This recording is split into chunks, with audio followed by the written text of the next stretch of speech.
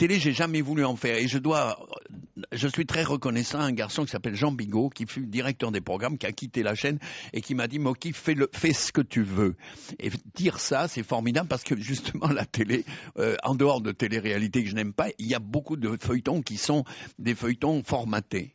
J'appelle ça formaté comme chloroformé, pour que le public ne réagisse pas. C'est-à-dire qu'on veut endormir le public. C'est l'histoire des veaux. Vous vous rappelez, on appelait les gens des veaux, et qui regardaient les choses arriver comme ça, et que ce soit en politique, et quand on voit l'affaire Maj Bettencourt aujourd'hui, et puis toutes les autres.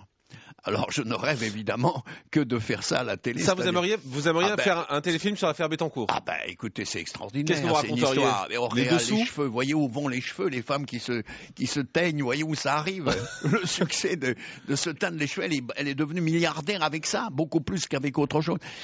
Donc c'est extraordinaire de voir qu'en Chine, les bonnes femmes prennent de L'Oréal encore. Ben, c'est extraordinaire.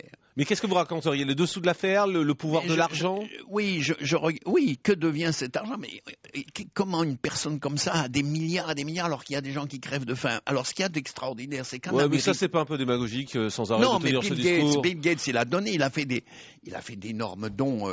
Les fortunes qui sont données par les Américains, c'est formidable. Mais c'est dans l'esprit américain, en fait. Ici, on continue à dire, mais il y a des gens qui c'est pas démagogique, mais il y a toujours eu des pauvres et des riches en même temps. Il va en faire, il va crever, il va en faire quoi des 100 milliards? Il faut qu'il en donne un peu.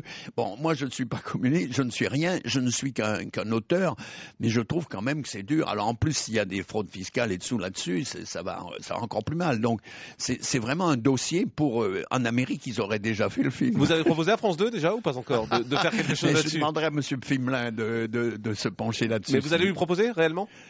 Mais pourquoi pas? Parce qu'il y a tellement de trucs.